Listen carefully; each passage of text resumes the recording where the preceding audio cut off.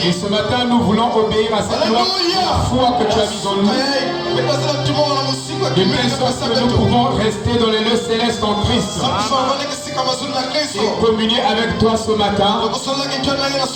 Afin que tout ce qui est mortel soit englouti dans l'immortalité. Et que nous puissions communier avec le surnaturel. Et que nous devenions nous-mêmes surnaturels. Dans notre être intérieur et dans notre être extérieur.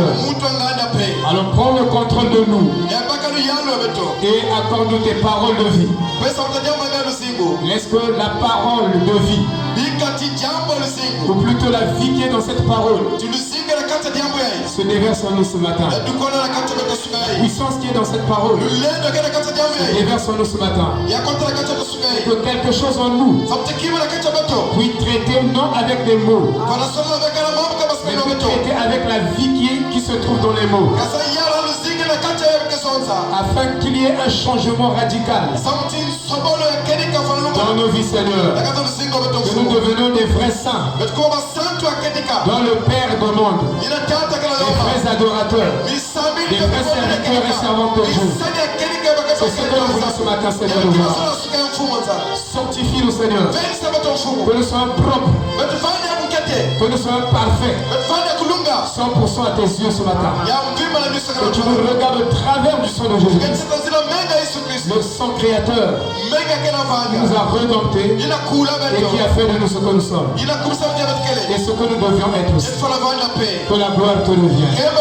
Dans le nom de Jésus-Christ, nous croyons que ta main qui est avec nous ici est avec le couple Eural.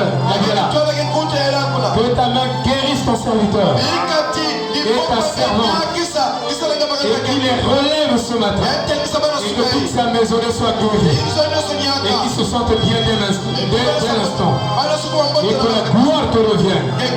Toi l'omnipotent, dans le nom de Jésus-Christ. Amen. Marc chapitre 10.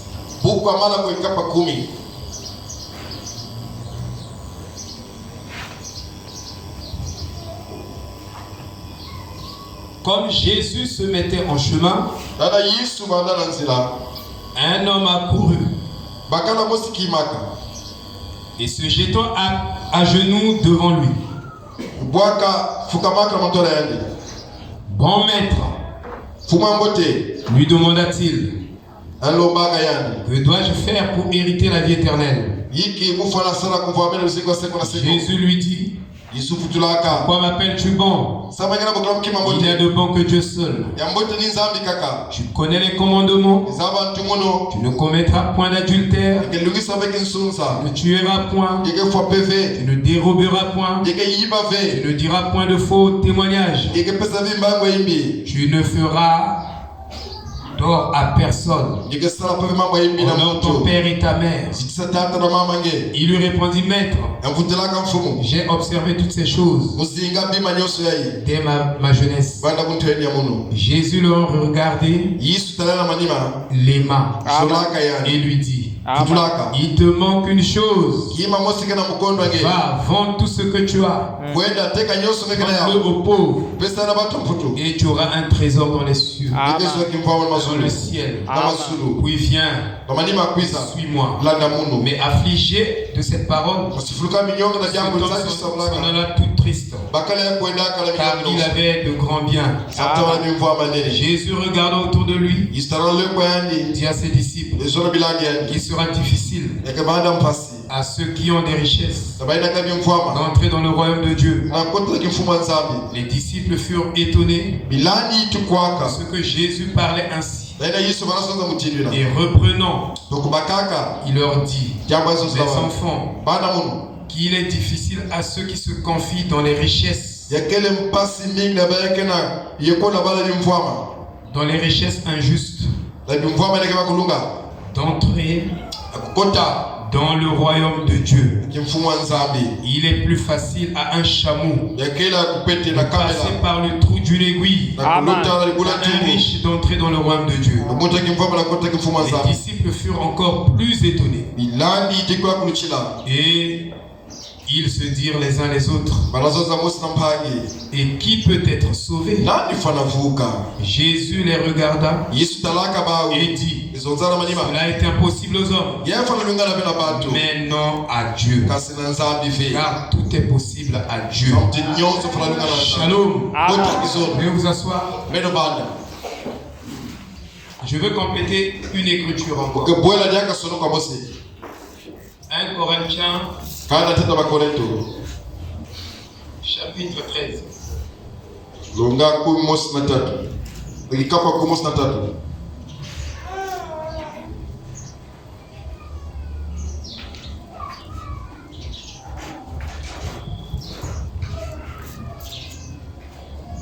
Quand je parlerai les langues des hommes et des anges, si je n'ai pas la charité, je suis un airain qui résonne, une cymbale qui retentit. Et quand j'aurai le don de prophétie, la science de tous les mystères et toute la connaissance, quand j'aurai même toute la foi jusqu'à transplanter des montagnes, si je n'ai pas la charité, je ne suis rien. Et quand je distribuerai tous mes biens pour la vie des pauvres, quand je livrerai même mon corps pour être livré, pour être brûlé, si je n'ai pas la charité, cela ne me sert de rien. La charité est patiente, elle est pleine de bonté. La charité n'est point envieuse. La charité ne se vante point. Elle ne s'enfle point. Elle ne s'enfle point d'orgueil. Il y a ce qu'on appelle une humilité. Il y a une humilité qui est un orgueil perverti. C'est-à-dire, l'homme manifeste extérieurement une certaine humilité, mais à l'intérieur, il est encore orgueilleux. Ça, c'est ce qu'on appelle une fausse humilité. Et il y en a dans le message en plein, où les gens extérieurement sont humbles, à l'intérieur ils sont remplis d'orgueil. Vous comprenez? Amen. Amen. La parole nous donne le discernement. Tu n'as pas la parole, tu dis, ah, le frère là est humble. Frère Branham dit, l'humilité ne consiste pas dans les manières extérieures. Mais l'humilité, c'est devant la parole de Dieu. Parce que toutes les manières extérieures, nous avons les catholiques et les protestants. Si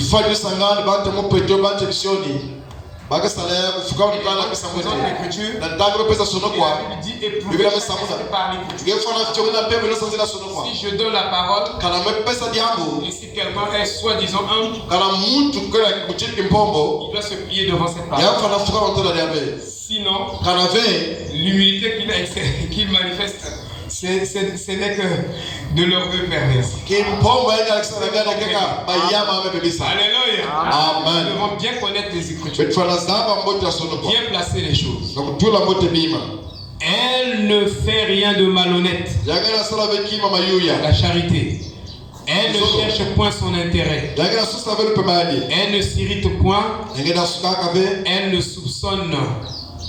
Elle ne soupçonne point de mal. Or, nous sommes bourrés des soupçons. Les uns les autres. On soupçonne. Le mal, on soupçonne. Beaucoup. C'est un péché, hein? Mais que nous ne combattons pas. Nous devons aussi le combattre. Elle ne se réjouit point de l'injustice. Et David dit, si vous êtes un fils de Dieu, votre ennemi est dans la difficulté. il passe des moments difficiles et que vous mettez à le critiquer, alors vous trahissez la race des enfants de Dieu. Vous ne devrez être catastrophique. Là-bas c'est grave. Là-bas vraiment. Ça ne passe maintenant. Ils traversent des moments difficiles. Depuis qu'ils sont sortis. Passe n'a passé. Tu n'es pas chrétien. Il peut dire Amen. Amen. Un chrétien n'agit pas ainsi. Si tu agis encore comme ça, ta place est à l'autel. Il ne faut pas souhaiter le mal. Dieu méchant. Même s'il est méchant, c'était au président qui est malade. On va écouter dans le président est malade. On veut qu'il meure même aujourd'hui. Et tu souhaites ça. Et tu te réjouis de ça. Ça montre que tu n'as pas l'amour. Amen. Amen. Qu'il soit pour lui ce qu'il est. C'est pas à nous de le juger. Amen. Amen. Oh, qui peut dire Amen? Nous ne sommes pas des politiciens. Elle excuse tout. Elle croit tout. Elle espère tout. Elle supporte tout. La charité ne périt jamais. Les prophéties prendront fin. Les langues cesseront. La connaissance disparaîtra. Car nous connaissons en partie et nous prophétisons en partie. Mais quand ce qui est parfait sera venu, ce qui est partiel disparaîtra. Ce qui est parfait, c'est la charité. Lorsque j'étais enfant, je parlais comme un enfant. Je pensais comme un enfant. Je raisonnais comme un enfant. Lorsque je suis devenu homme, j'ai fait disparaître ce qui était de l'enfant. Aujourd'hui, nous voyons au moyen d'un miroir, d'une manière obscure. Chacun doit avoir un miroir spirituel, un miroir intérieur. Et vous n'avez pas un miroir intérieur si vous n'êtes pas né de nouveau. Vous n'avez pas le vrai miroir. Pourquoi? Parce que entre le cerveau et le cœur, il y a l'esprit permis. Amen. L'esprit permis. Or, Frère Branham dit l'attitude mentale. Or, l'esprit et le cerveau constituent notre mental. Le cerveau. Parce que l'esprit agit sur le cerveau. Et le cerveau agit sur l'esprit. C'est pourquoi, quand nous écoutons la parole, la plus grande bataille jamais livrée, ça c'est le cerveau, ça c'est le cœur. Ce n'est pas notre cœur qui reçoit d'abord la parole. Non. Alléluia. La parole, pour arriver dans le cœur, doit passer par l'esprit. Et l'esprit, si l'esprit commence à raisonner avec la parole, vous écoutiez, ne tombera pas dans le cœur. Ça va s'arrêter au niveau des raisons. Mais si l'esprit humain est rempli du Saint-Esprit, donc notre esprit doit recevoir baptême du Saint-Esprit chaque minute. Que la parole que nous écoutons peut atteindre le cœur. S'il n'y a pas ce baptême, cet engloutissement de l'esprit dans le Saint-Esprit, tout ce que nous écoutons ne va pas produire la foi. Amen. Nous pouvons écouter des quantités de personnes. Une épreuve. Vous allez remarquer que c'est la quantité qui va sortir. Amen. Parce que la parole n'atteint pas le subconscient. Alléluia. Votre réelle foi se trouve dans votre subconscient. Nous avons écouté le message, ça fait 10 ans, 20 ans. Mais on ne s'améliore pas. Qui peut dire amen? Amen. Ça ne veut rien dire. Tu dois te repentir au niveau de l'esprit, de toi-même, de ton moi, de ceci. Tu dois te crucifier, frère. Vraiment te crucifier. La parole en dans le cœur. Sinon, on peut parler, on a prêché. Pas pour vous. Demain après demain, je vais manifester les mêmes bêtises. C'est pourquoi Frère Branham insistait sur et je vous dis, le message est scientifique. Amen. On n'a pas encore prêché le côté scientifique du message. Amen. Il dit que c'est vraiment la science. Frère Branham dit que c'est la véritable science. On ne va pas manifester Dieu. On écoute, on a sauté. On ne va pas manifester Dieu. On doit se repentir. Parce que l'esprit permet. Chaque on peut prêcher. J'ai constaté quand je dis quelque chose, réaction contraire parce que j'ai prêché. Je dis à mes frères qui aspirent au ministère, ce n'est pas seulement prêcher. Il faut avoir des fruits aussi. Prêcher, ils sont où? Il faut regarder de votre côté, du côté des gens. Si vous ne vous reprochez de rien, si ça ne prêche pas de votre côté, vous côté des gens. Mais pas la parole. Vous voyez? La parole, il y a rien de moi. Vous voyez? Donc je m'observe moi-même. Et quand je prêche, j'ai des mauvais motifs. Parce que si tu prêches avec les mauvais motifs, la parole là, elle est bonne. Mais tes mauvais motifs, Amen. et pour que ça change, ça va très compliqué. Amen.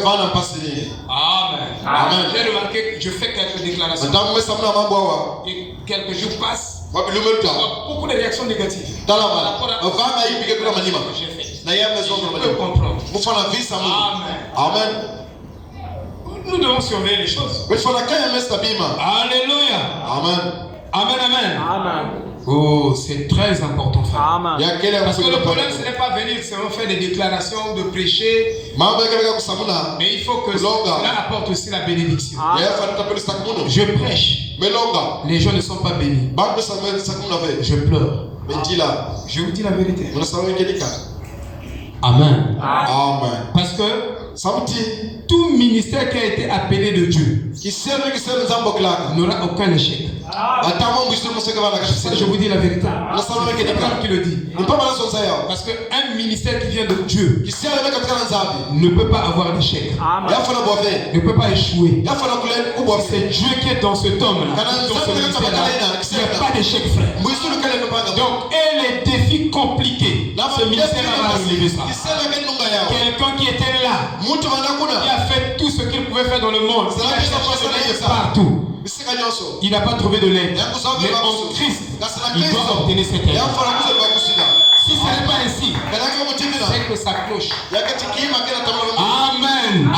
Je vous dis la vérité. C'est que ça cloche. Parce que Dieu est un Dieu des œuvres impossibles. Et le ministère qui vient de Dieu doit relever les choses impossibles dans la vie des gens. Si ce n'est pas ainsi, on peut douter de ce ministère. On a ce petit doigt là. Amen. Voilà. Il dit, non, chacun doit avoir son miroir intérieur. Et vous n'aurez pas le miroir intérieur tant que vous n'êtes pas baptisé du Saint-Esprit. Sinon, vous pouvez lire la parole et penser que c'est un miroir. Si le Saint-Esprit n'est pas là, vous lisez la parole, Amen. Amen. il est là, mais tu ne le vois pas. Mais il est bien là. Et c'est le baptême Saint-Esprit qui nous ouvre Dieu. Oh, que Dieu nous aide.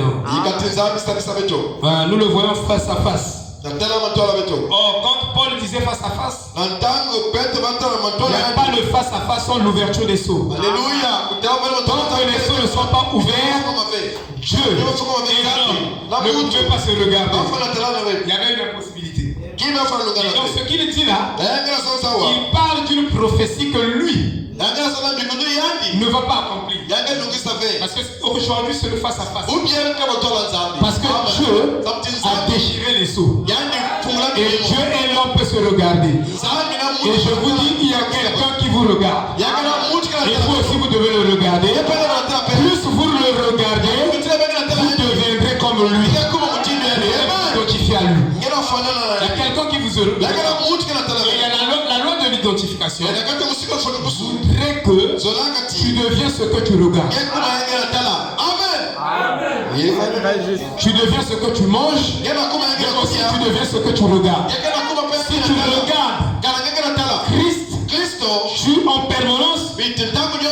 Élie a dit à Élisée, seulement les yeux, tu demandes quelque chose d'impossible. Je vais traverser le Jourdain. Si tes yeux sont toujours braqués sur moi, que je serai enlevé, tu l'obtiendras. Tu vas obtenir cette portion de l'esprit. Et ses yeux étaient fixés sur le maître. Il a gardé ses yeux sur le maître. Mais il y avait des poussières. Il y avait un tourbillon. Mais lui, ses yeux étaient sur le maître. Le maître Jésus. Nous devons garder nos yeux sur Christ. Parce que lui, Christ est à l'image de Dieu. Et nous sommes à l'image de Christ. Je suis à l'image de Dieu. Placé la parole.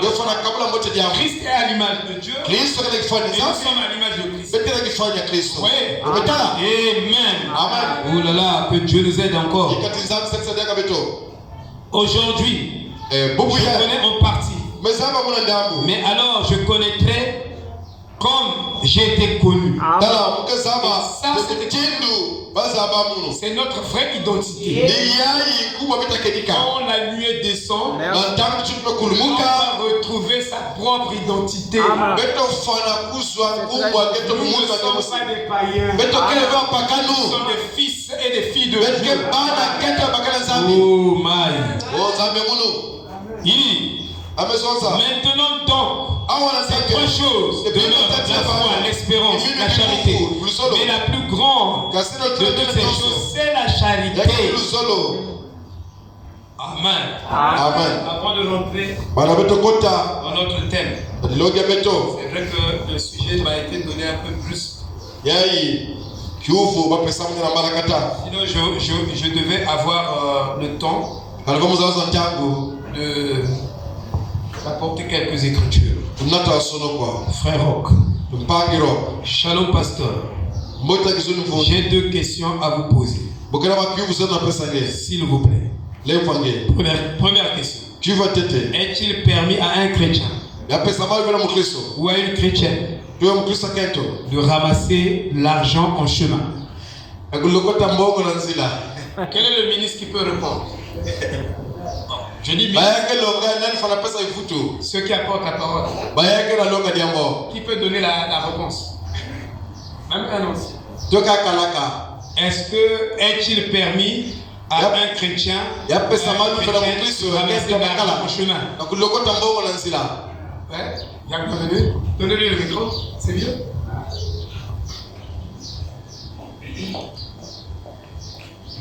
Les ministres.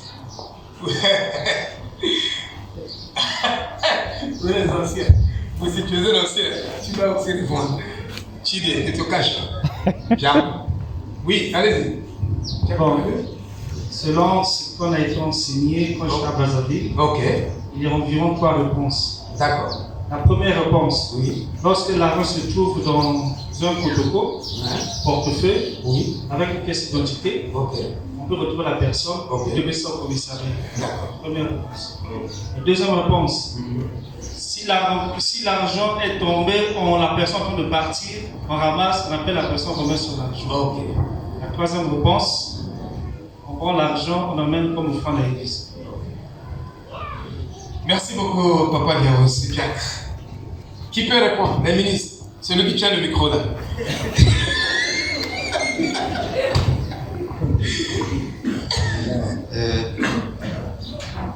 essayer d'apporter la réponse. Oui. Justement, c'est...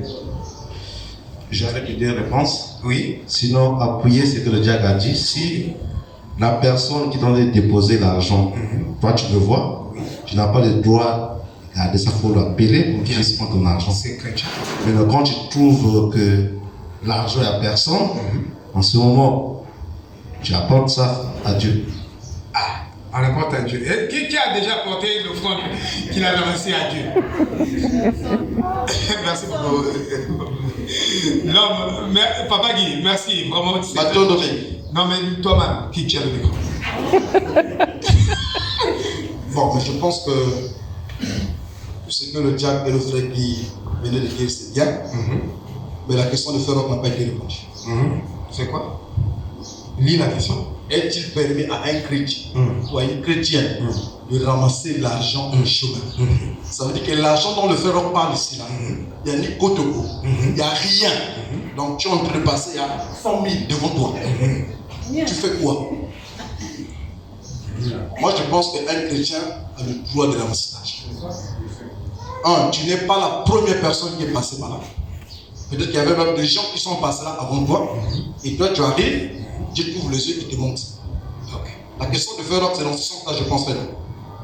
C'est pas l'argent d'or. Puisque l'argent, quand c'est dans un kotoko, pièce d'identité. Donc ça ne t'appartient pas. Mais tu es en train de te promener, l'argent est sur terre. En tant que chrétien, j'ai ce droit de ramasser ça. Ok. Après, quand tu ramasses, quand je ramasse, tu amènes à l'église ou tu fais comment? Normalement, d'après la parole, d'après ce que nous avons reçu comme enseignement pour le passé, normalement, on doit amener ça. Normalement. On doit amener ça. Mais dans la réalité, qu'est-ce qui se passe? Dans la réalité, bon, il se passe, il y a beaucoup de réalités. Il peut arriver, je vais donner un petit témoignage.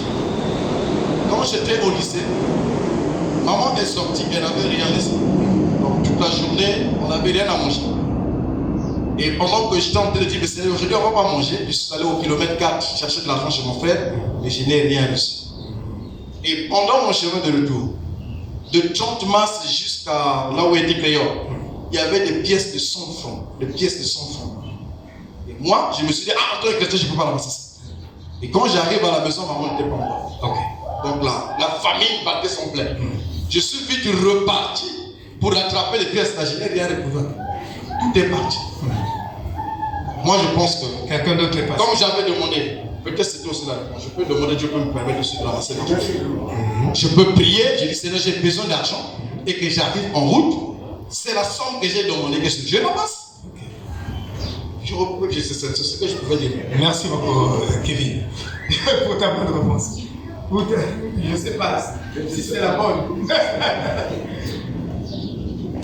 Frère Crémiche, tu ne vas pas te cacher. Hein? De toute façon, maintenant que tu finis, tu donnes à Crémiche. Ah. Non, mais je crois que selon la question, comme a dit le frère Bien-Aimé, si l'argent est en route et qu'il n'y a personne, le chrétien peut bien ramasser l'argent. Et moi, je crois qu'il emmène à l'église et c'est par rapport aux besoins, comme a dit le frère Bien-Aimé. Si il a aussi des besoins, je crois qu'à l'instant, il peut utiliser une partie pendant qu'ils vont mener une partie à l'église. Sinon, parce que dès qu'il ramasse l'argent, mais s'il a faim, il peut aussitôt. Avant d'amener à l'église, il peut d'abord profiter. Ça peut être un jour de lundi comme ça. Et puis il faut attendre mercredi. Je ne crois pas qu'il va tout garder pendant qu'il a faim. Mais le diable vient venir là, on peut l'appeler. Oui. Maintenant, si c'est. Dans d'autres cas, comme on a dit, c'est tout ce que le frère Bienvenu a dit. Ça y est, dans le kotoko, ça ne sert pas de prendre le kotoko et puis jeter. Non, ça vous gardez. Mais je crois que c'est à la police aussi. Parce que dans le kotoko aussi, si vous appelez la personne, il y a déjà j'ai eu des amis comme ça, ils ramassent, quand il appelle, même s'il y avait 10 000, quand la personne arrive, il dit qu'il y avait 100 000. Ça devient des problèmes. Peut-être du côté de la police, là-bas, vous déposez. Et là-bas, il ne va pas dire qu'il y avait 100 000. Parce que c'est l'argent, pasteur. Merci beaucoup, Papa Sylvain. C'est très gentil.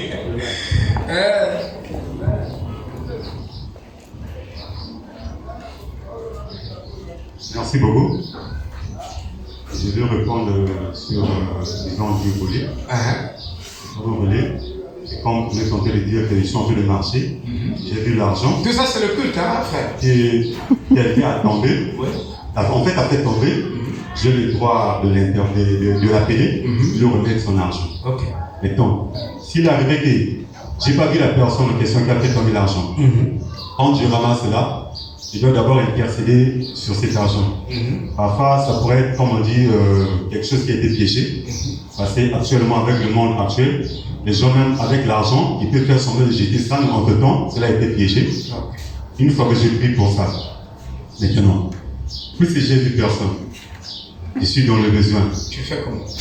J'utilise ça. Souvent, c'est ce que je fais, disons. J'utilise même, il y a un jour, j'étais avec un ancien dans le bus. Nous étions au fin fond. Pendant qu'on descendait, on a vu l'argent, le billet de 500, en fait, au devant du siège là où nous étions. Mais on s'est dit que si on dit au receveur, quelqu'un fait tomber l'argent, il va dire que c'est pour moi. Je dis avec l'ancien, mais comment? On partage ça? On n'a pas été là. Donc, c'est un peu ça. Merci beaucoup, Papa Kenichi. Quel est l'ancien qui veut répondre aussi, contribuer? L'ancien aussi, Jardin, Chideri, il y a beaucoup d'anciens ici. Qui peut apporter son opinion? Mais ta femme n'était pas ici quand tu parlais. Non, quel est l'ancien qui veut aussi parler? Prochainement. C'est la même chose. Alors, donc il faut lui donner le mot. Nous sommes en plein culte. Amen. Allez-y, ancien aussi. Merci pour la parole. Oui. Moi, je vais prendre mon exemple. Il m'est déjà arrivé une fois. Je partais au boulot pendant que je travaillais à SPI. Le matin, j'ai trouvé 5 000 francs. C'était un billet neuf. Je l'ai vu, il n'y avait personne. Si j'avais vu quelqu'un faire tomber cet argent, je devais l'interpeller, le remettre. Mais comme il n'y avait personne, donc j'ai regardé à gauche, à droite, il n'y avait personne. Voilà. Je me suis dit que ça, c'est une occasion que Dieu m'a donnée. J'ai récupéré l'argent, mais malheureusement, bon, je n'avais pas apporté ça à l'église, j'avais mangé. Et je pense que c'est une malhonnêteté spirituelle si on ramassait de l'argent et qu'on a bel et bien vu la personne faire tomber l'argent et que vous prenez, vous mettez dans la poche et vous partez avec. C'est malhonnête en fait. Mais si vous avez vu la personne faire tomber son argent, il est mieux de le remettre. De le remettre, ok. Ça, c'est ce que je pouvais dire. Merci beaucoup pour la contribution de l'ancien aussi. Frère Jardin, tu veux dire quelque chose? Ouais. Je ne veux pas beaucoup prêcher. Merci, pasteur, pour la parole. En fait, l'intervention du diacre Bienvenu m'a tellement intéressé pour les 3 réponses. Et moi, je pense que quand une personne fait tomber de l'argent devant vous, vous l'avez vu partir, c'est mieux de le rappeler. Mais souvent, ce que nous faisons, c'est quoi? Quand on ramasse de l'argent, il n'y a personne, nous sommes en train de voir partir peut-être devant nous. À ce moment-là, peut-être cet argent, tu peux l'utiliser. Pour moi, je trouve que l'obsession est facile. Merci beaucoup, ancien diable. Mais, ancien Chidéry, toi, tu aimes te cacher. Je n'ai pas de... Il n'a pas de pensée. Oui.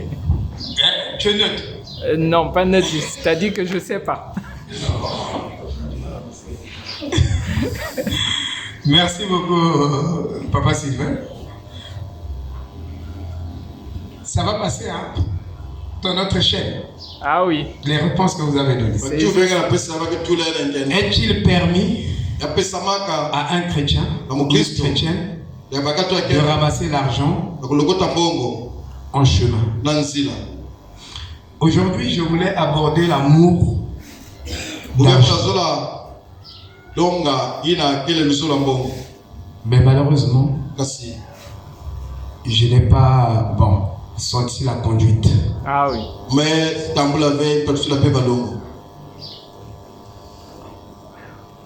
en fait, il y a même la prédestination qui entre dans cette question. Il y a même la prédestination. Parce que si vous n'êtes pas prédestiné d'être ou de manifester Christ, l'amour d'argent est comme une racine intrinsèque dans votre âme. Dans l'âme humaine. Et c'est ce que le jeune homme rejetait. Amen. Et les branches, c'est ce que nous voyons, la vie facile. On veut gagner facilement. Je n'ai pas dit ramasser, c'est gagner facilement. Non. Mais je connais un prédicateur. Il a prié Dieu. Peut-être 3 jours pour lui donner de l'argent. L'argent, Dieu l'a donné l'argent sur la table. Donc quand il se réveille, il voit l'argent sur sa table rempli d'argent. Nous savons que l'or et l'argent appartiennent à Dieu. C'est Dieu qui donne l'argent.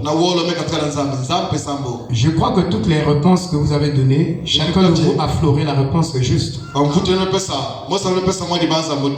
Mais seulement il faut être prudent avec l'argent. Vous ramassez en chemin, oui. Mais il y a beaucoup de facteurs.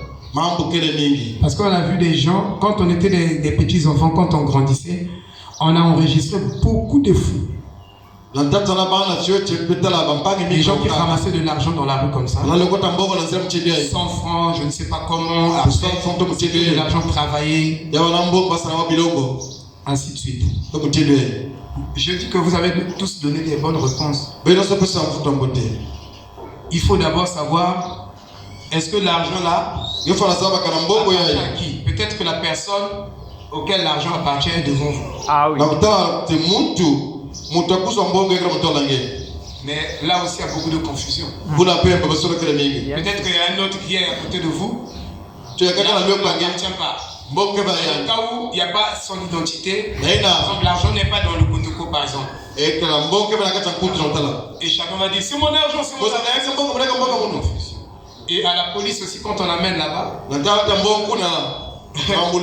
est-ce qu'en amenant à la police là-bas, ils vont bouffer ça? C'est pas évident qu'il appelle le monsieur, tout ça. Un politicien dit Frère Branham ne prendra jamais une bonne décision. Et je crois que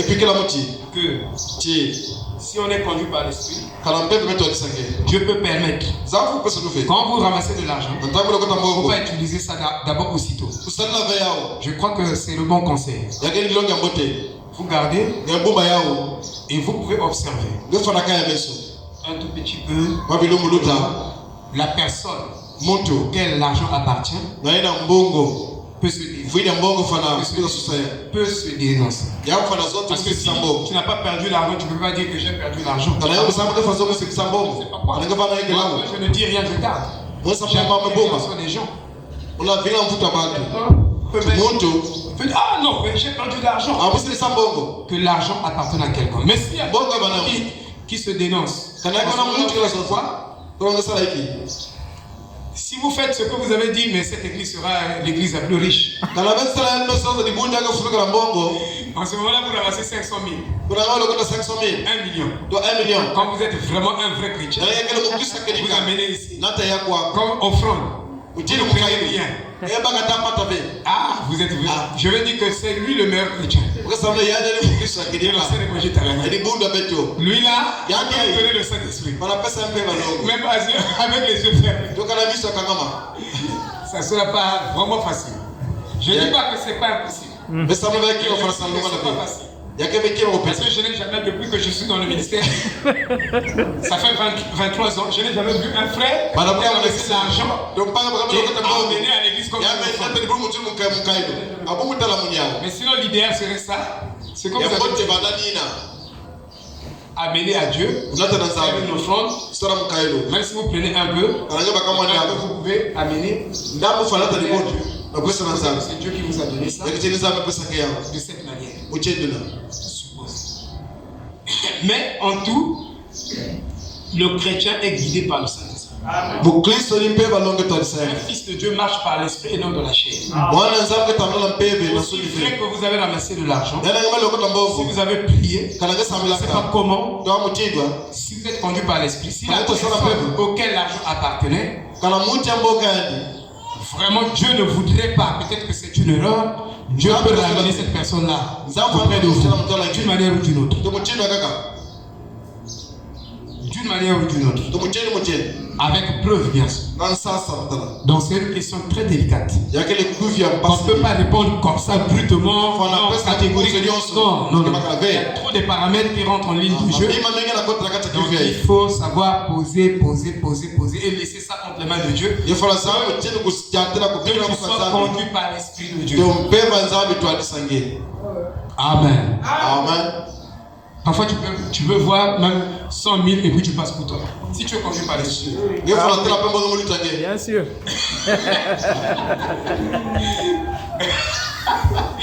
Maman Charlie. Vous comprenez? Bienvenue. Tu es conduit par l'Esprit de Dieu. L'Esprit de Dieu te dit non, ne ramasse pas. Amen.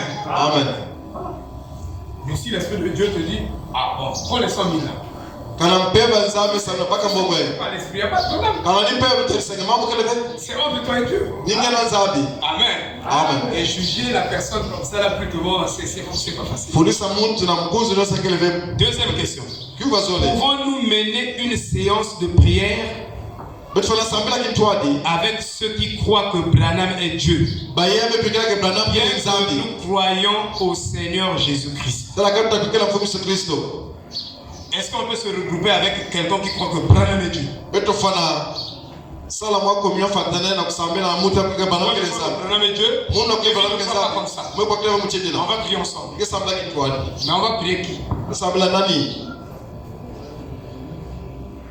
On va prier qui? Le Dieu Branham. Ou le Dieu Jésus-Christ. Vous voyez? Parce que nous devons avoir un Dieu auquel nous adressons nos prières. Vous voyez? Et c'est ça le communisme aussi. Ils vont se regrouper, chacun son Dieu. Des frères, quand tu pries Marie, Bouddha, non, nous on ne croit pas que Branham est Dieu. On n'a jamais fait Dieu dans notre cœur. On n'a jamais fait intercesseur dans notre cœur. On n'a jamais fait médiateur dans notre cœur. Dans notre cœur, nous savons. Point. Pas plus que ça. Vous comprenez, frère? Donc on ne peut pas aller s'associer à des gens qui croient que Branham est Dieu et on commence à prier avec eux. Moi je préfère même prier même avec les protestants. Que de prier avec quelqu'un qui croit le message et il a été perverti, il commence à adorer Branham. Je ne peux pas m'associer avec cette personne pour prier. Amen. Ça c'est notre position, frère. Merci beaucoup, frère. Cette question plein d'intérêt. Ah oui. Alors, nous sommes en train donc de parler de l'amour de la vérité. Et nous allons citer quelques écritures. Paul a dit ici que vous pouvez même donner votre corps comme rançon, comme les fait les martyrs. Non, l'homme ne peut pas se sauver lui-même. L'homme n'est pas son propre sauveur. Mais nous avons un sauveur. Tu peux te crucifier Mais le seul sacrifice que Dieu a agréé, le seul et l'unique qui tient bon, c'est le Seigneur Jésus-Christ. Parce qu'il est né virginalement, sans péché, sans souci. Alors c'est ce sacrifice qui nous amène à la perfection. Les autres, nous suivons ses pas. On suit ses pas, on se sacrifie, mais on ne dit pas que parce qu'on s'est sacrifié que nous allons sauver l'humanité. Non. Amen. Amen. Nous parlons donc du message, de l'amour. Nous devons avoir un contact avec Dieu par la réalité qu'il a manifestée en cette saison. En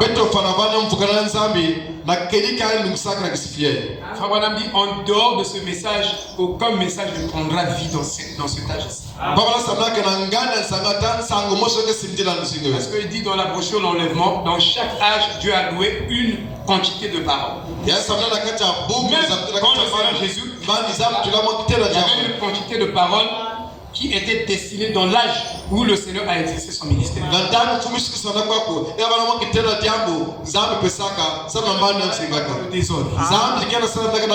y a une réalité. Le Seigneur, quand il était là, il n'est pas venu pour ouvrir les seaux. Jésus n'est pas venu pour prêcher les seaux. Bien que dans Matthieu 24, il a parlé des seaux.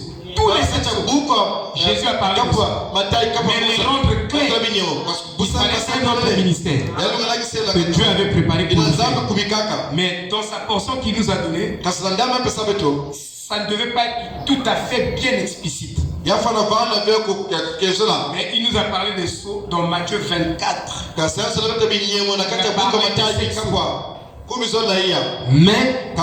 ça devait être clair au temps de la fin. Dieu devait venir dans un ministère du Fils de l'homme. Il devait expliquer toutes ces choses. Donc le message a été complètement mal compris, comme étant uniquement une réprimande. Notre message, réprimande de plus. Quand on vient, on connaît trop. C'est très juste. Et c'est mal comprendre le message. Amen. On parle trop. On condamne ici. On condamne. Il y a trop de condamnation. Ça, c'est Dieu mal compris. Amen. Mais plutôt le message devait être une correction. Amen. Corriger. Juste. Entre réprimander et corriger, entre jugement et correction, déjà dans le jugement ou dans le réprimande, il y a un élément ça dit condamner la personne. Chaque fois que nous prêchons, on commence à condamner. Déjà tu as 2 mots, 3 mots, condamnation. Condamnation. Comme ça, les gens ne seront pas restés. Amen. Amen. Ça, je vous dis la vérité. C'est pourquoi les gens ne s'améliorent pas. On pense que c'est la rigueur. On pense que c'est l'autorité. Mais je crois que la parole elle-même fait déjà l'autorité. Jésus, quand il marchait, il n'était pas là à condamner les vies des gens. Trop souvent. Mais il condamnait l'hypocrisie des pharisiens qui pensaient être plus justes. C'est très juste. Parce que eux, ils étaient plus justes que tout le monde. Ils pensaient. Mais nous tous, nous sommes faux. Amen. Ça, je vous dis la vérité. C'est très juste. Alors, rappelez-vous. Maintenant, rappelez-vous. La correction va aux enfants légitimes. La correction. Si vous aimez quelqu'un, vous le corrigez. C'est tout. Mais vous ne le détruisez pas. Parce que tu peux le détruire. Pensons le corriger. Mais c'est ce que nous avons fait ici. On a plus détruit qu'on a corrigé. Et surtout, pour corriger, il faut avoir la sagesse. Si tu manques de sagesse, tu ne vas pas relever les choses. Tu peux patienter. Frère, il nous manque beaucoup de versets en tant que chrétiens. C'est pourquoi nous détruisons. Nous employons beaucoup de choses. C'est compliqué. La correction va aux enfants légitimes. L'illégitime ne peut pas être corrigé. Tu ne peux pas corriger un enfant illégitime. Et dans l'Ancien Testament, on appelait des enfants illégitimes. C'était des enfants qui sont nés dans un foyer. Suivez bien. C'est très capital. Qu'est-ce qu'un enfant illégitime? J'ai ma femme, mariée avec ma femme. Même si on a des difficultés de conception, ma femme n'a pas le droit d'aller dehors avec un homme marié là-bas et engendrer un enfant. Il y a des couples comme ça où le mari a épousé sa femme. Le premier, c'est l'enfant de ce monsieur. Le deuxième, c'est pas l'enfant de ce monsieur. La femme est sortie, est allée prendre une grossesse extérieure d'un mari et emmenée dans la maison. Et cet enfant-là, c'est ce que l'Ancien Testament appelait illégitime. Vous devez comprendre les mots. Parce que vous ne devez pas imaginer les choses. Vous devez étudier les choses et les comprendre dans leur réalité, comment ça fonctionne dans la Bible, pour les placer. C'est pourquoi vous devez ramener tout ce que Frère Branham a dit dans la Bible. Si vous ne le ramenez pas, vous n'allez pas comprendre. Parce que vous n'allez pas trouver. Frère Branham dit une citation, mais c'est prophétique. Il dit que tous les enfants illégitimes sont particuliers. Ça, c'est la citation. Tous les enfants illégitimes sont particuliers. Or, particuliers, ils ont des réactions qui sont hors même. Ils ont des réactions qui ne sont pas trop naturelles. Les enfants illégitimes. Vous voyez, frère? Il y a eu un homme, ses spermatozoïdes n'étaient pas complets.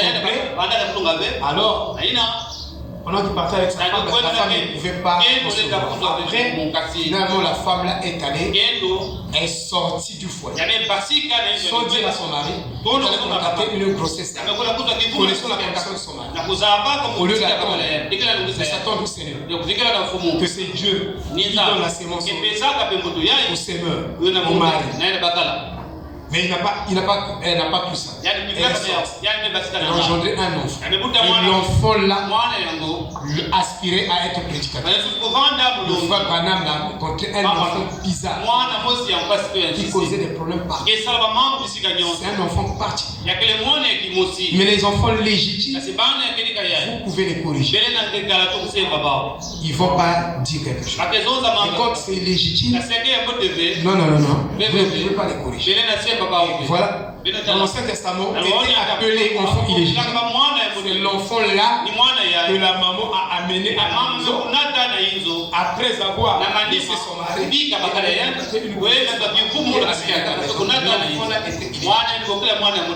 un enfant illégitime. Ces enfants-là ne pouvaient pas entrer dans le temple pendant 4 générations. Vous comprenez? Nous devons bien comprendre la Bible. Voyez. Et quand on transporte dans le naturel, dans le spirituel, vous trouvez vos réponses. L'illégitime ne peut pas être corrigé. Or, la correction réside avant tout dans la révélation.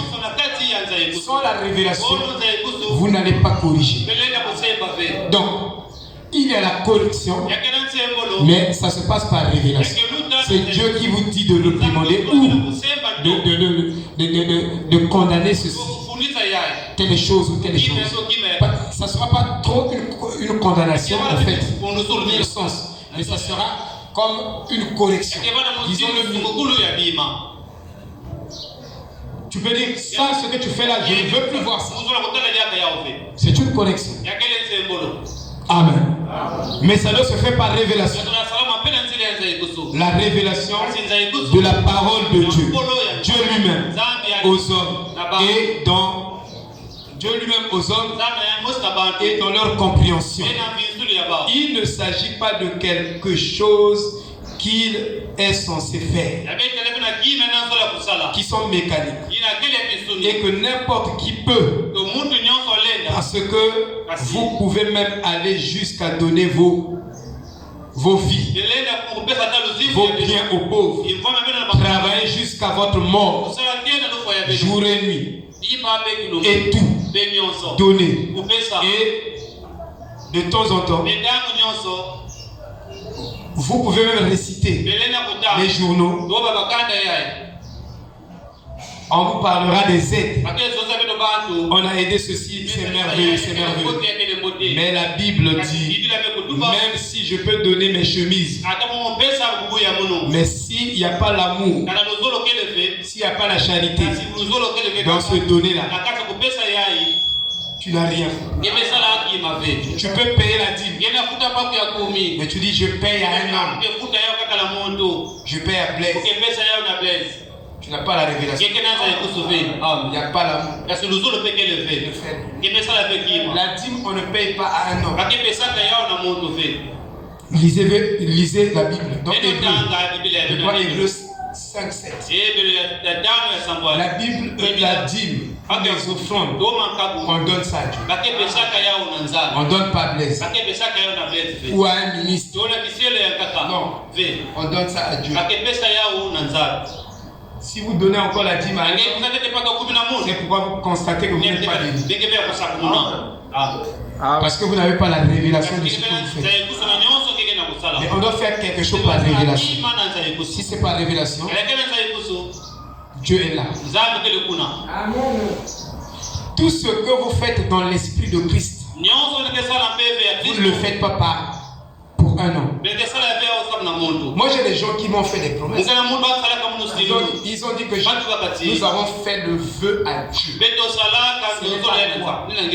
à Dieu. Le temps mesure nos propos. Ils ont dit que nous avons fait le vœu à Dieu. Que jusqu'à ce que tu vas quitter la terre, nous on fera ceci.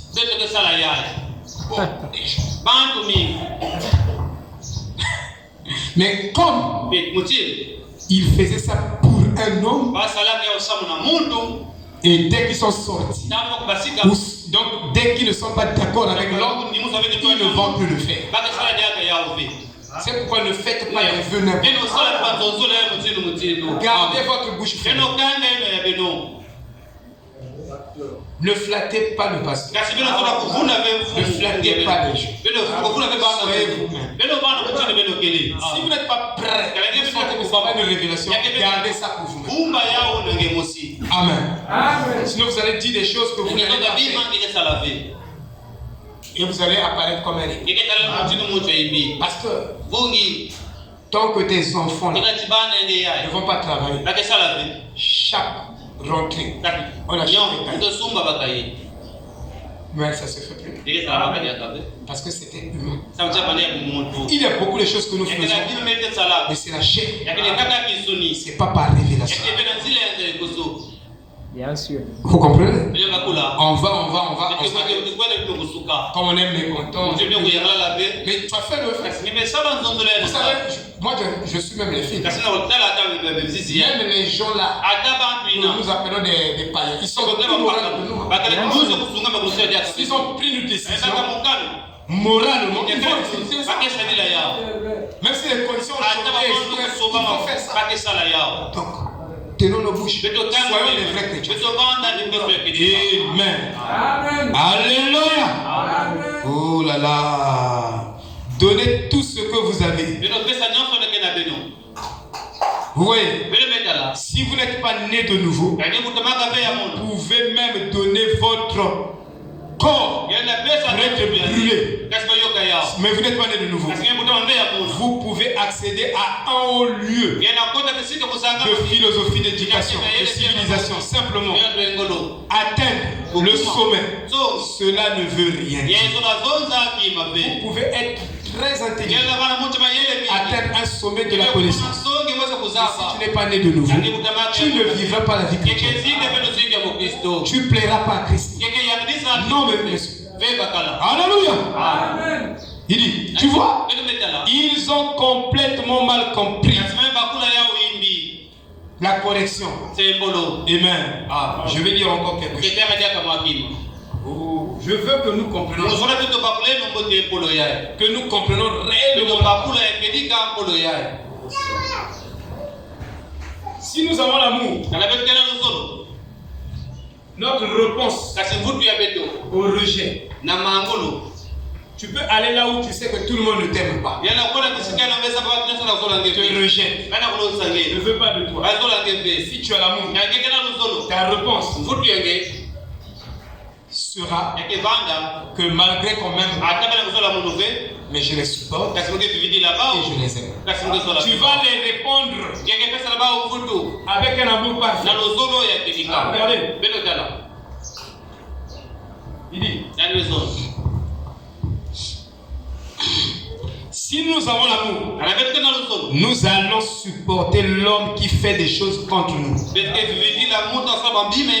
sais que ce qu'il fait, c'est contre moi. Et tu le supportes. Si tu n'arrives pas à le supporter, c'est que tu n'as pas l'amour. Parce que l'amour est capable de supporter tout. Des critiques, des rejets. Donc tu n'es pas encore arrivé. Moi je ne suis pas encore arrivé. Et aussi longtemps que nous ne sommes pas arrivés, ne faisons pas comme si nous étions. Et aujourd'hui tout le monde dans le message est achevé la course. Ils sont déjà au sommet de la vie. C'est faux. Et ils sont les juges des autres. Quand tu vois l'autre qui toi aussi tu es en chemin. Toi aussi tu es dans le bateau.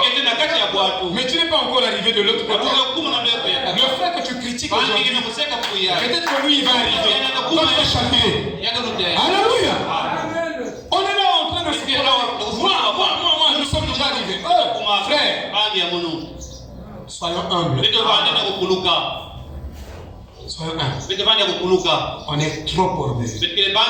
Mais on a une fausse humilité qui fait que les gens pensent que c'est la parole qui fait ça. Non, non, non, non.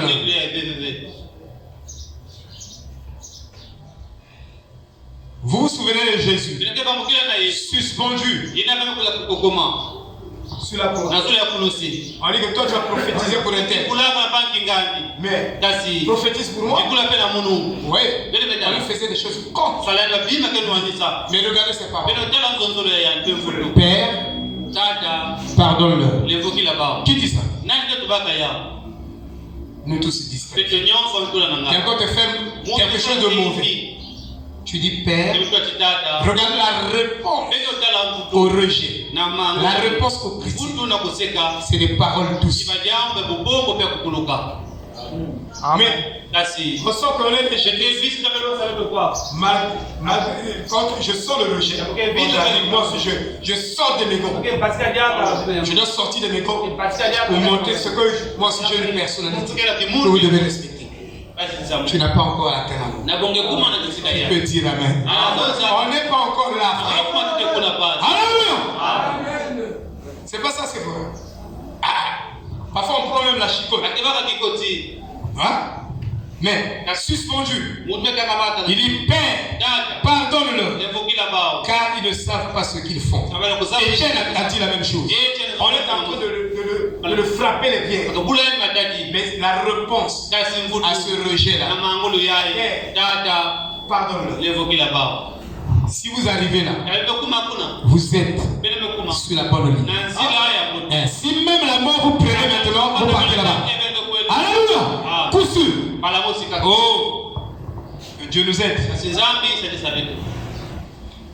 Toutes les évidences de la jalousie, du rejet, du mépris peuvent être devant nous.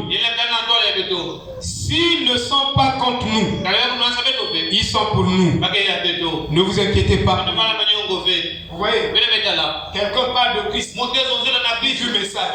Comme il n'est pas avec nous dans l'ancien tabernacle, vous commencez à le haïr. C'est qu'il n'y a pas l'amour. Au-dedans de nous. Laissez-nous parler. S'il est plus là-bas, s'il parle du message de Jésus, du prophète, ça ne nous dérange pas. Alléluia. Je vais citer.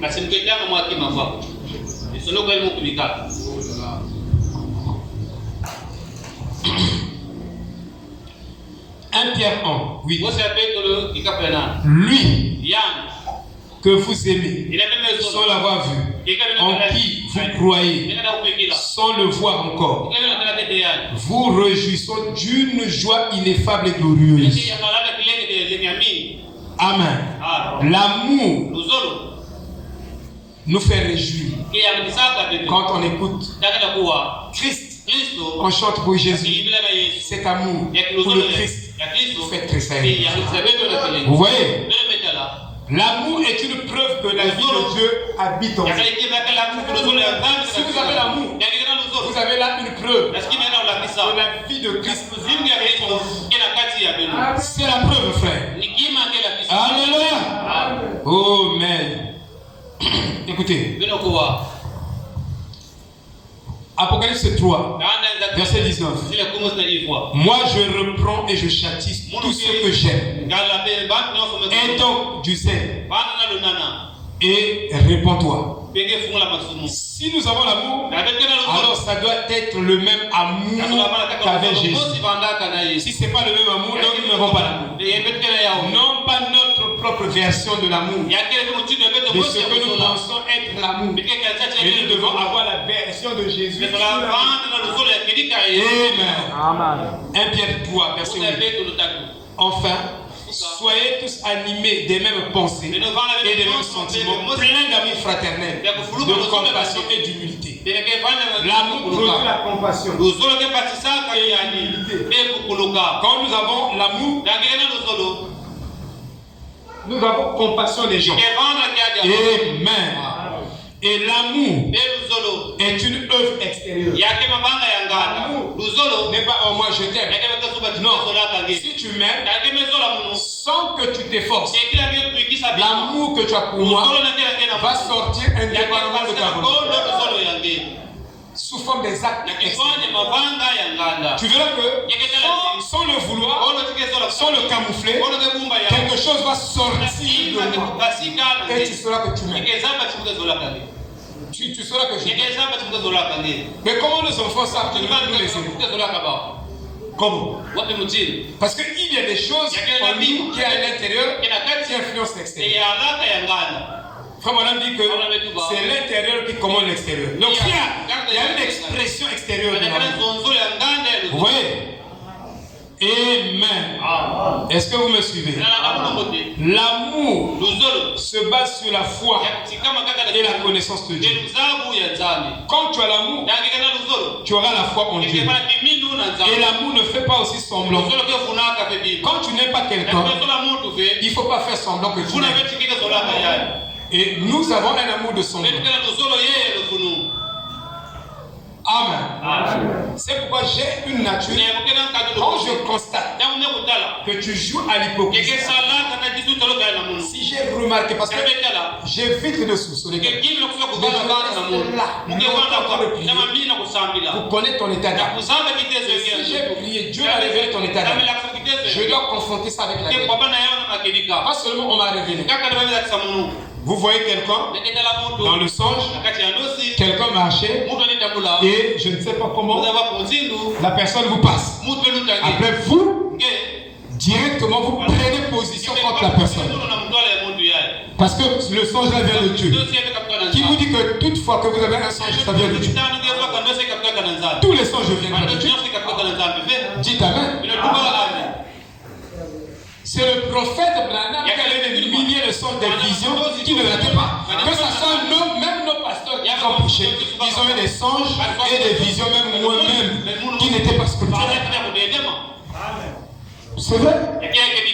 En temps du prophète de l'âge, tout le monde peut se tromper. Même frère Neville a prophétisé un mensonge.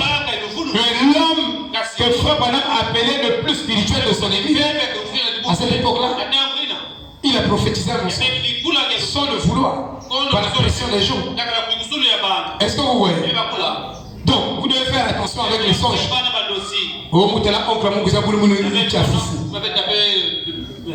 Après, quand tu te réveilles, quand tu vois l'homme, tu ne veux plus. Quand tu t'appelles, tu ne veux plus ça. C'est un démon. Non, faites attention. Le christianisme, ce n'est pas bon. C'est pourquoi moi, je prends même 10 ans. Il dit ça, il fait ça. Il dit ça, j'observe. Dieu me parle de lui. Ainsi de suite. Je dois vérifier les choses. Parfois, je confronte la personne. Je prends mon temps. Parce que pour être sûr, il doit y avoir beaucoup de choses. Et quand je prends position, si j'ai senti que tu es un hypocrite, je te montre que moi je prends que tu es. Tu dois le sentir. Je ne fais pas semblant. Mais les gens préfèrent aux hypocrites. Non, ne faites pas ça. Si vous n'aimez pas quelqu'un, il faut dire ce que vous avez. Il faut faire ce que vous avez dans le cœur. Frère, vraiment, excuse-moi, pardonne-moi, prie pour moi. On est resté avec le frère Fridolin. Il nous prêchait la parole. Mais le diable parlait beaucoup dans les pensées. Comme vous ici. Dieu m'a parlé tout de suite quand j'étais. Le diable vous parle beaucoup en mal.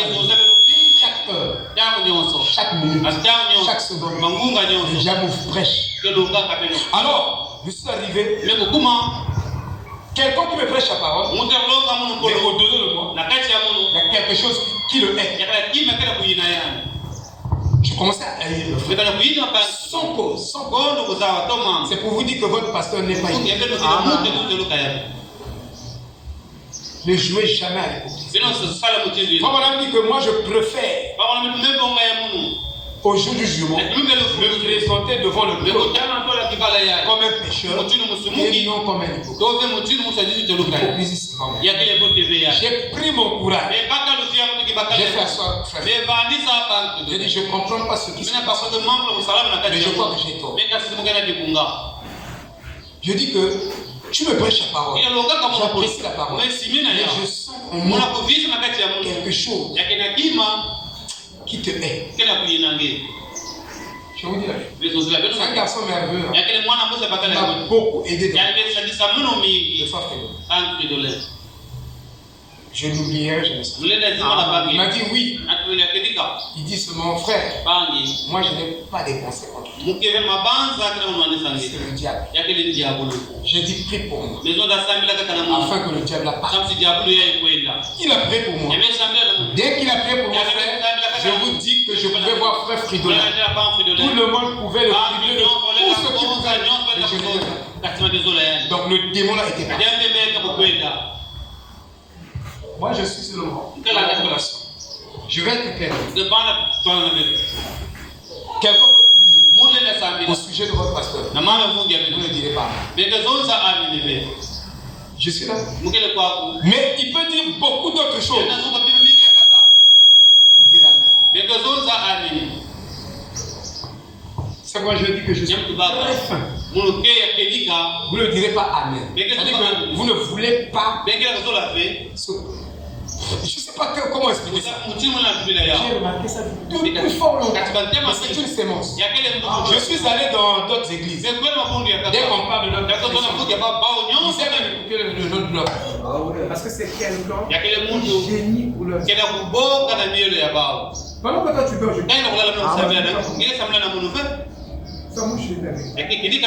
mais tous les jours,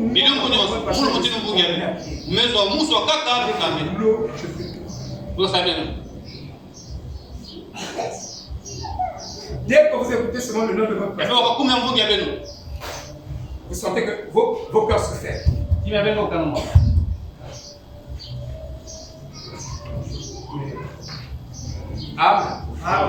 Moi, je suis arrivé chez le pasteur Aurel.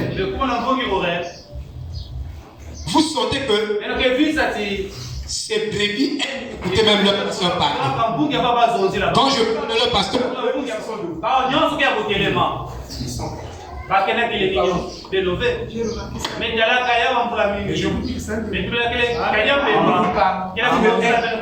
sans pause. On va te haïr sans pause. Vous pensez vous confondez les choses. Vous pensez quand on parle du bien de votre pasteur, on commence à l'adorer. C'est le diable qui vous parle. Parlons bien de quelque chose. Alléluia. J'ai remarqué ce démon dans l'ancien évangile. Comme il ne va pas, je dois le parler ouvertement. J'ai longtemps prié pour lui. Oh Dieu bénit notre pasteur. Vous n'écouterez jamais. Amen. Jamais. Parce que pour vous, soit béni. Il faut passer.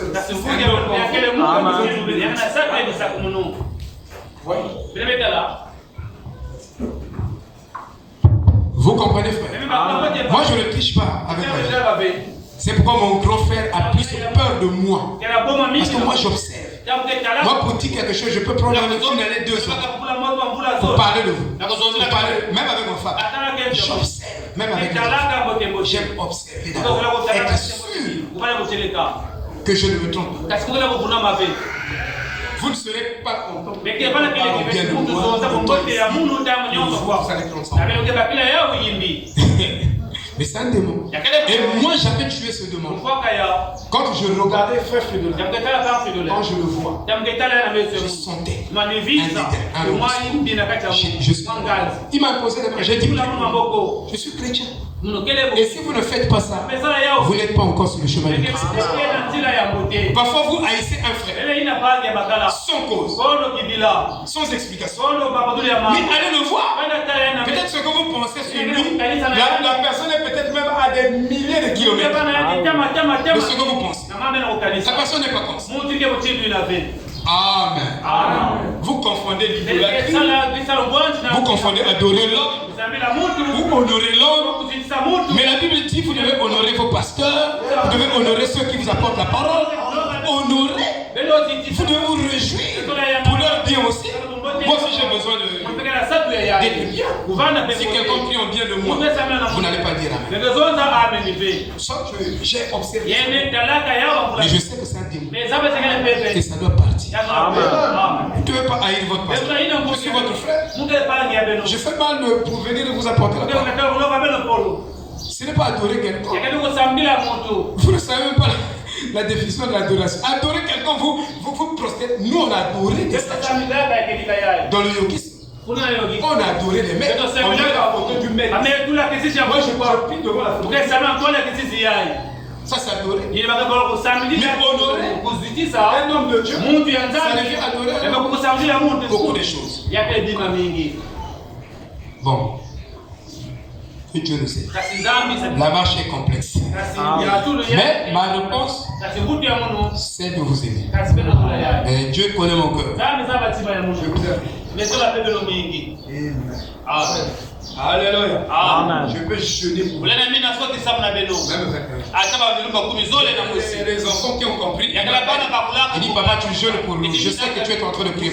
Je dis ça. Vous comprenez? Nous parlons de l'amour. On va faire un peu des petits commentaires. On va commenter 1 Pierre 3. C'est avec ça que je vais terminer. Si l'amour est la foi, parce que l'amour, c'est aussi la foi parfaite. L'amour parfait n'est pas une émotion. L'amour n'est pas une émotion. Tu vois quelqu'un, tu commences à c'est comme si tu dis le second ton père. Ça, c'est parfois l'hypocrisie. Soyez vous-même. Amen. Ne rentrez pas dans l'hypocrisie. Il dit, C'est une foi parfaite. Donc l'amour parfait, c'est la foi parfaite dans une parole parfaite. Et il produira la vie éternelle qui vivra ensuite pour les autres. 1 Jean 4, verset 18. La crainte n'est pas dans l'amour, mais l'amour parfait bannit la crainte. Car la crainte suppose un châtiment. Et celui qui craint n'est pas parfait dans l'amour. Quand j'ai l'amour, je n'ai pas crainte. Je n'ai pas peur. Mais si encore la crainte, la peur, quand je te vois, ça c'est le signe. Amen. Et l'amour ne soupçonne pas. Quand je vois, j'adore.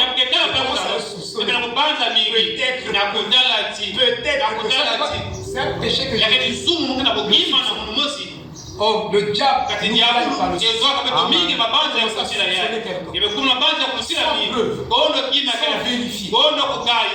ce n'est pas l'amour. L'amour ne soupçonne pas l'amour.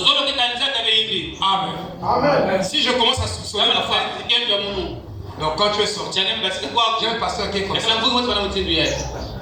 Le pasteur là croit que chaque fois que sa femme donc elle va chez un homme. Un pasteur. Vous qui croit que dès que ma femme est sortie, elle est allée au marché, il est passé par elle est passée par un homme, après là-bas, on a joué avec elle, et quand elle est venue, donc elle traite sa femme comme mais c'est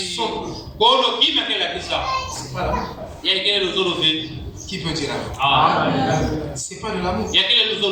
C'est pourquoi j'évite ça. J'ai combattu ça. Dans la marche chrétienne. Soupçonner les frères. Soupçonner le mal. Le frère là, peut-être. Le frère là, peut-être. Mais il n'y a pas de peut-être.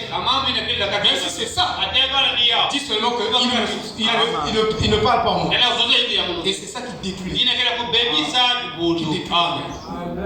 Parce que vous soupçonnez. Amen. Mais sans preuve. Il produira la vie éternelle, frère. Il dit, l'amour parfait bannit la crainte. Car la crainte suppose un châtiment. Et celui qui craint n'est pas parfait dans l'amour. Et il faut une révélation parfaite d'être dans l'amour, qui fait de vous une partie de lui qui est amour. Et vous aussi vous devenez amour. Et vous n'avez pas peur. L'amour n'est donc pas une émotion. L'amour parfait, c'est avoir une foi parfaite qui est une révélation parfaite. 1 Jean 2. N'aimez point le monde, ni les choses qui sont dans le monde.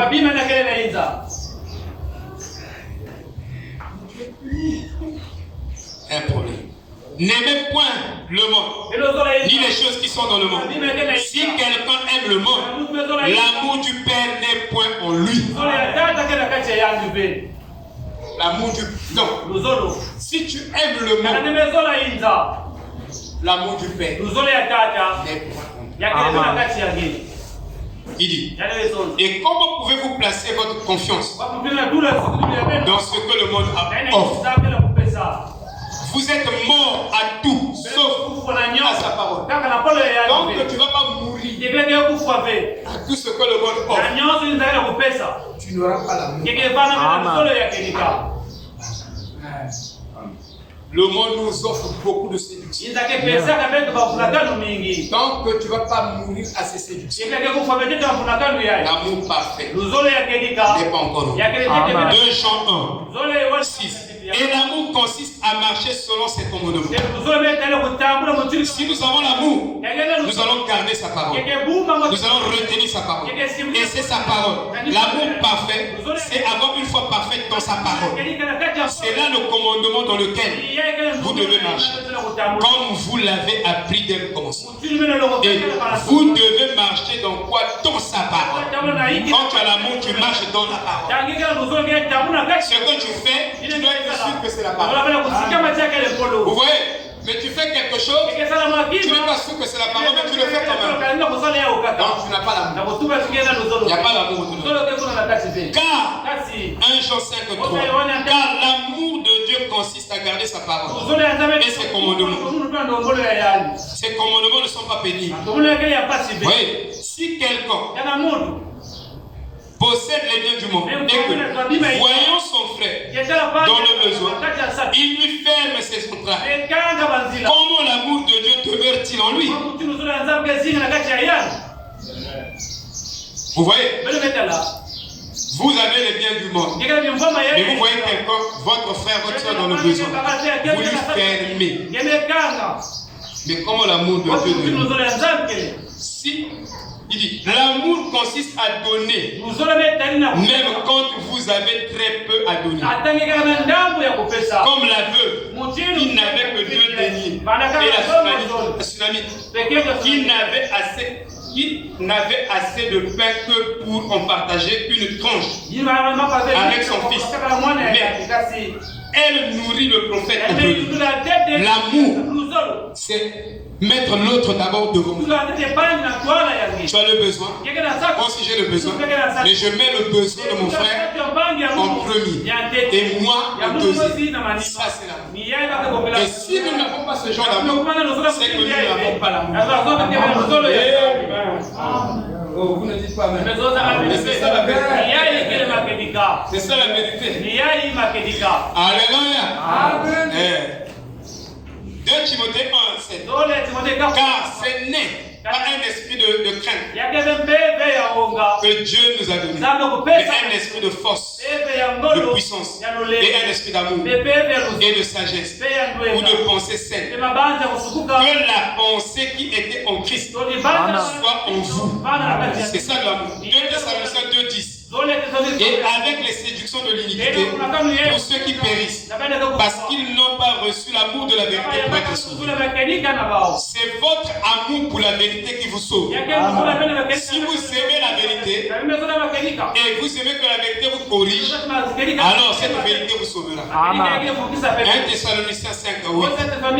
Mais nous qui sommes du jour, soyons sobres, ayant revêtu la cuirasse de la foi et de la charité, et ayant pour casque l'espérance du salut. Remarquez que la cuirasse, c'est la foi et l'amour. Vous ne pouvez pas avoir l'un sans avoir l'autre. Si vous avez l'amour, automatiquement vous avez aussi la foi. Si vous avez la foi, automatiquement vous devez avoir l'amour. Alléluia. Normalement, c'est ça la ligne. Je dis, c'est ça la ligne. Et vous ne pouvez pas avoir l'amour sans avoir la puissance. Vous chassez un démon. Vous ne pouvez pas chasser un démon avec la haine. Mais l'amour parfait peut chasser tous les démons. Donc si tu as l'amour parfait, tu as aussi la puissance parfaite. C'est automatique. Vous voyez? Galates 5:13. Frère, vous avez été appelés à la liberté. Seulement ne faites pas de cette liberté un prétexte de vivre selon la chair. Mais rendez-vous. Si vous avez l'amour de Christ dans votre cœur, vous vous éloignez du péché. Si toi tu as l'amour de Christ et que quand tu t'éloignes pas du péché, tu vois que ça c'est le péché la suite. Mais tu vas vers. Il n'y a pas l'amour. Parce que l'amour va te repousser loin du péché. Vous voyez, l'amour va chasser le péché, va faire que tu te retires des voies du péché. Tu ne peux pas marcher dans les voies du péché. Parce que l'amour de Christ te contraint à vivre une vie de sanctification. Frère, je suis devenu chrétien. Je ne sais pas dire à une femme dans la rue, partout, je t'aime. Je ne sais pas dire ça. Ça c'est mon expérience. Ça fait plus de 23 ans. À ma collègue de travail ou de l'école. Je suis promoteur. Je travaille avec les maîtresses. Mais je ne peux pas dire à une maîtresse, ah, tu es belle. Moi je t'aime. Je ne sais pas dire ça.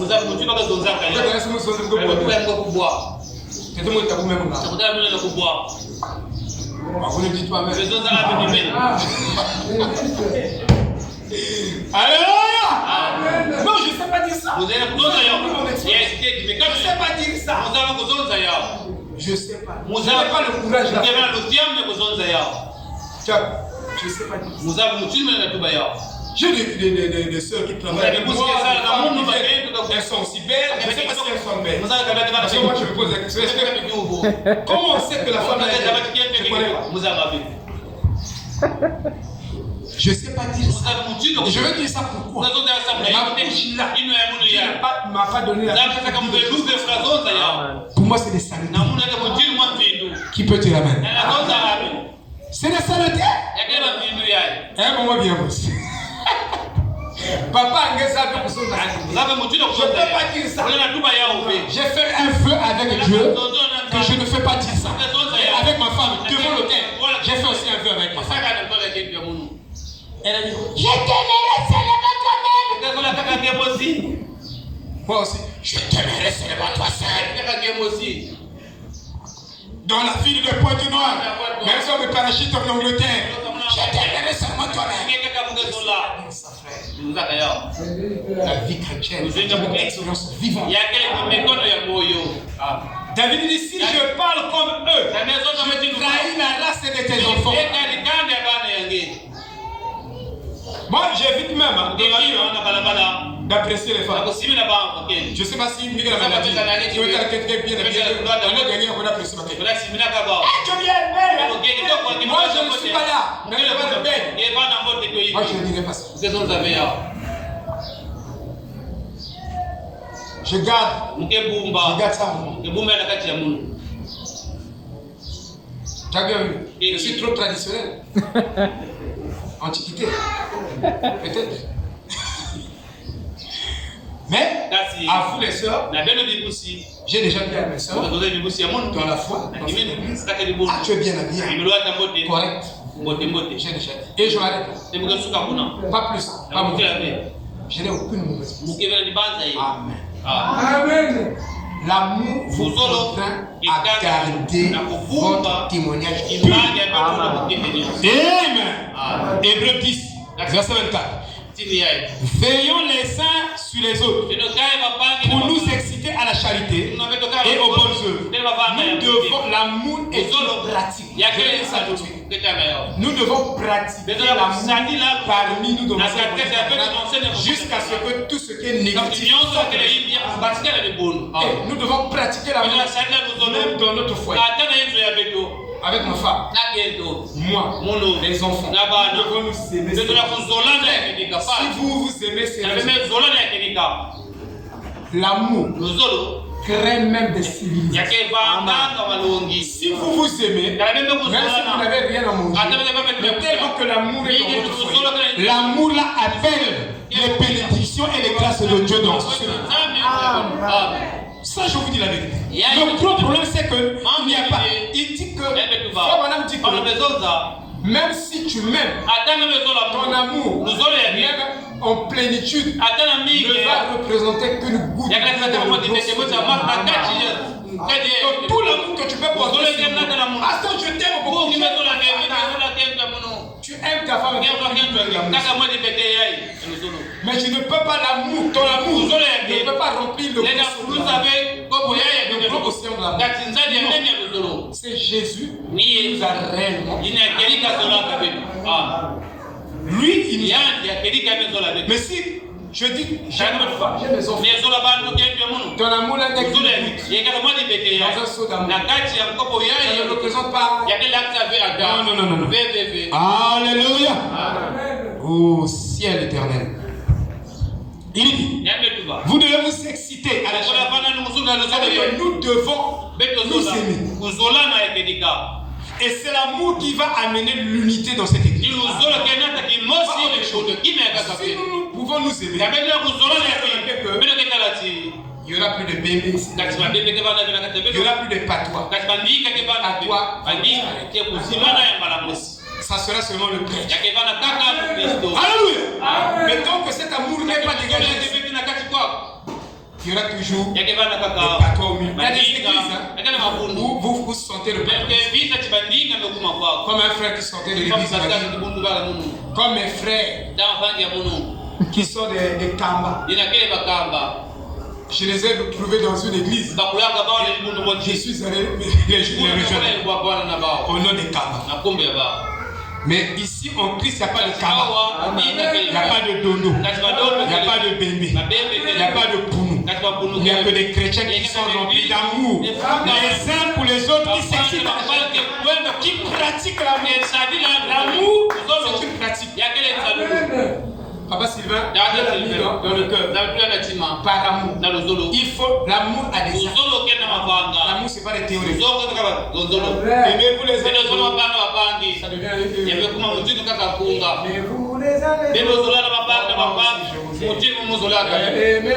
il y a un vieux de 70 ans qui a dit, je vous donne mon conseil. Je vais vous donner les conseils. Les conseils là, on met ça où?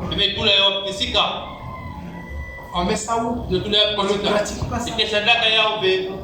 Vous voyez, on devait être comme au début. Kevin est là. Un frère à l'argent. Il dit, frère Kevin, je viens passer la communion fraternelle chez toi. N'est-ce pas Kevin? On envoie l'argent, c'est maman bien qui prépare. Tous les frères se retrouvent là-bas. Un samedi, les après-midi, ils parlent de la parole. Ils mangent. Ça, c'est l'affection fraternelle. Ça nous manque. Et je vois que les gens deviennent de plus en plus froids au niveau de l'amour fraternel, ou de la charité. On s'aime plus comme avant. Chacun pour soi, Dieu pour tous. Dans le christianisme, la loi n'existe pas.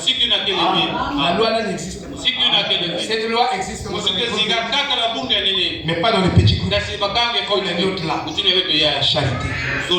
Quelqu'un qui vient d'accoucher.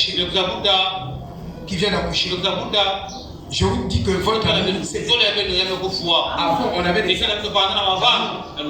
n'ai pas fini avec le pasteur. Il a amené des cahiers ici pour les enfants. Ce sont des actes.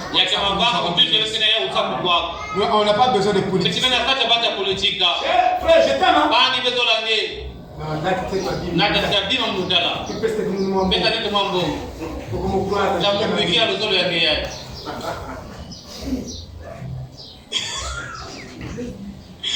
Amen.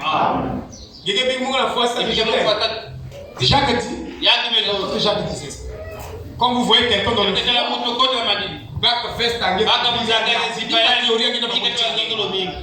nous on était ici. Une soeur accouche.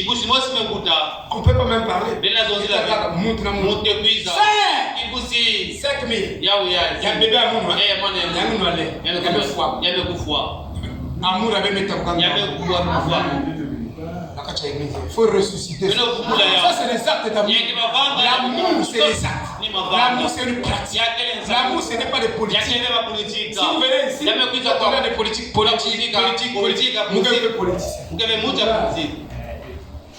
Amen. Amen. Alléluia. En tant que berger, quand je fais des choses, je vous dis pas. Est-ce que le pasteur aime ce que Pessah?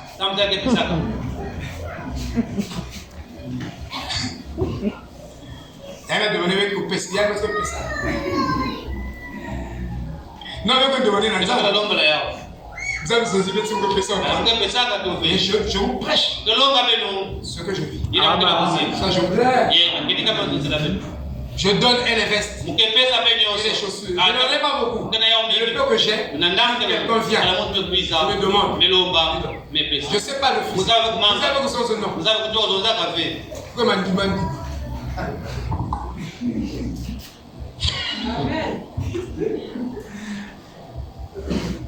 Le travail de votre charité et la fermeté de votre espérance en notre Seigneur Jésus-Christ, aux yeux de Dieu, notre Père. Les mots ne suffisent pas pour montrer votre amour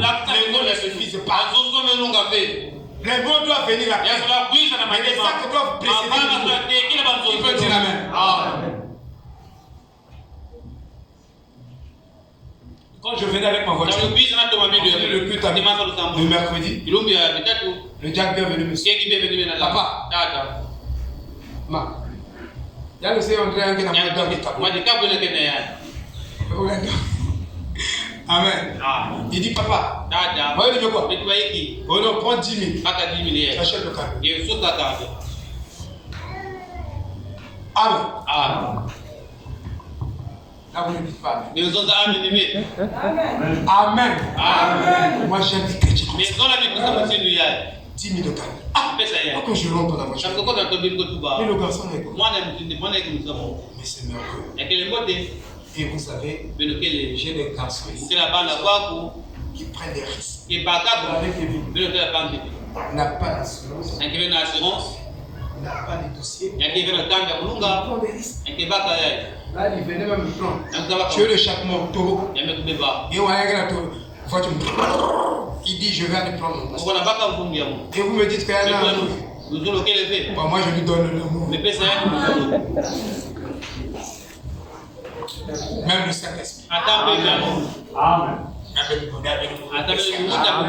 C'est correct. Parce que si même le policier, il dit que pasteur, quand je venais, j'ai feinté les policiers. Je sais pas. Il dit non, Dieu doit te donner une grande personne. Amen. Mais c'est dur. Non, nous voyons des églises. Moi je vous dis, les églises là vont commencer à tarir. Le thème que je vous prêche, surveillez ce thème. Les églises là, il n'y a plus d'amour. Ah, je vous dis la vérité. C'est chacun. Le pasteur Lenda Kayan, pousser nous pour le niveau Lenda. Avant, il avait prêché amour. Amour, on peut prêcher la manière. Dieu te bénisse. Je vous dis la vérité. Vous prêchez la manière. Amen. Il y a une bouteille Kayani, mais il y a une bouteille. Aussi, il faut toujours pratiquer l'amour. L'amour ne tarit pas. L'amour est éternel. Hein, frère? Pour moi, une église, je la considère comme une famille. Et frère Branham me dit, apportez vos 10 000 vos offrandes dans la maison de trésor de Dieu. Et vous devez trouver une église maison. Que cette église devient votre propre maison. Donc ici, là, j'avais dit aux amis, si quelqu'un est malade, vous avez dans vos caisses la parce que je n'aime pas des morts. J'avais refusé ça. Un ministère de mort, j'aime la vie. Et on sauve la personne quand la personne est encore vivante. C'est pas même que ça c'est la cotisation. L'église a acheté un cercueil qui revient de France. Non, ça c'est des bêtises. On sauve d'abord la personne. On laisse même la construction. On sauve d'abord une. Ça c'est bon. Donc si vous avez le projet, il faut faire ça vite. Il faut faire ça vite. S'il y a un cas qui surgit là au milieu là, pour moi, mon avait déjà mon papa. Appelle-moi tout le monde à côté. Bravo pour vous. Moi j'ai sauvé une vie. Je vous dis ça. Je donne ma position. Amen. Amen. Oh. Je lis encore ici. Philémon 1, 5. Parce que je suis informé. J'ai entendu parler de la foi que tu as au Seigneur Jésus et de la charité pour tous les saints. L'amour que tu as pour tous les saints. Qui aime tous les saints? Qui aime tous les saints? Je vous pose la question. Mais eux, à l'église primitive, ils s'aimaient les uns. Ils disaient, moi j'aime seulement prier. Je peux aider seulement prier. Non, ça c'est pas l'amour. Ça c'est des parties. Des intérêts. Si toi tu es malade, au même titre que je me bats pour celui-là, sinon, seulement ça, vous me disqualifiez. Mais si pour lui, je suis plus chaud, en ce qui concerne les problèmes de jardin, je suis moins chaud. Mais toi, je suis chaud. Ici, je suis moins chaud. Il y a un esprit de c'est que je n'ai pas le faire. Mais c'est comme ça. que la passion qui va la motiver, si ma moyenne, elle est à même la macoulou, t'es pas là. Mais si maman en tout cas, il est moins motivé. Ça, ce n'est pas de l'amour dont nous parlons. Vous comprenez? Voilà. Il dit, comment exprimez-vous votre amour et votre révélation au sein? En les aidant. Pas en disant que le Seigneur vous bénisse.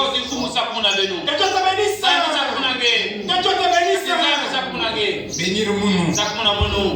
Bénis-moi mon frère. Je bénis. Que Dieu te bénisse.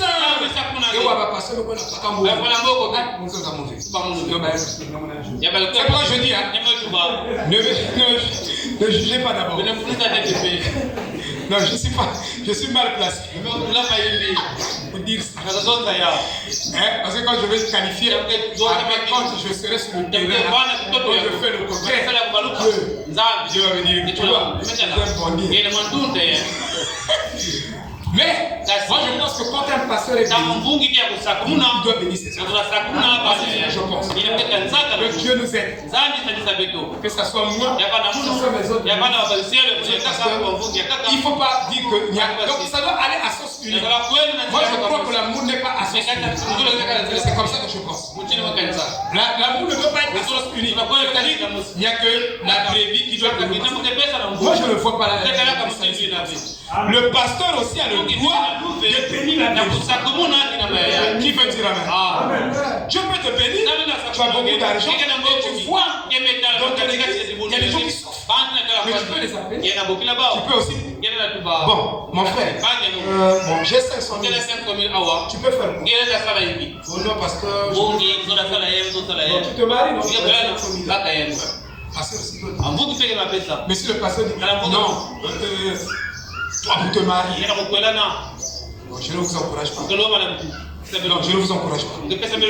Parce que vous allez le pasteur comme il a l'amour. Donc, il devait dans ma voiture maintenant, il a l'amour. Comme je commence à me marier, là tu avais dit quoi? Il faut donner. Mais moi je me marie. Il faut d'abord faire des calculs sur toi. Ne fais pas des calculs sur toi ou sur les frères. Tu après, si tu es limité, et tout le monde va t'aider. Amen. Amen. Amen. Je crois que tous ceux-là qui sont sortis sur ce point-là, ils vont me donner 10 sur 10. Ah oui. Ah oui. Alléluia. Ils vont me donner 10 sur 10 parce que je dois mourir avec le groupe. On peut aller au front. Vous comprenez, frère? Donc, en les aidant, pas en disant que Dieu te bénisse, mais parce que vous faites pour eux. Parler, c'est facile. Mais donc agir, poser un acte, c'est pas facile. Shalom. Shalom, shalom.